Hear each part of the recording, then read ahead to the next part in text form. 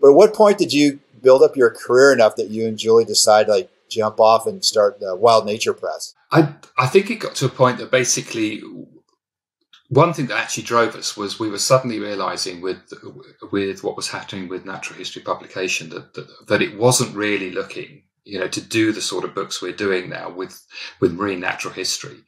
It was, it just wasn't going that way. The detailed work that we put in, it's again, it goes back to the money with publishers. They've got to make a profit. They've got to turn things around, and those things are very expensive to do.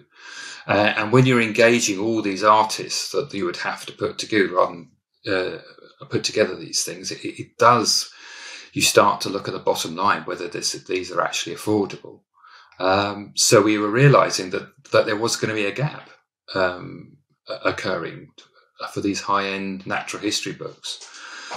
And we knew enough by that time. We'd been in the business for many, many years. That we just felt it was right. We were still working for other publishers as well. So it was our evening job, as it were, when we first started creating that. We were working for mainly Bloomsbury then.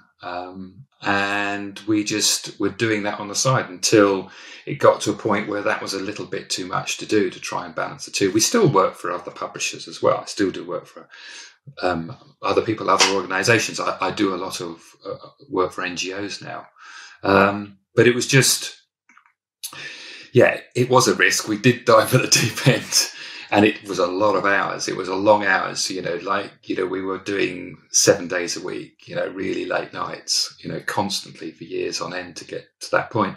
And then we were very, very lucky. We knew Robert Kirk from Princeton University Press, and he was so impressed with the books that he said, "Hey, would you like to join us?" Which we bit his hands off because, it's Princeton University Press. You can't get much bigger than that. And that's it. And that's how we've ended that. It makes it a lot easier, to do these books with that backing.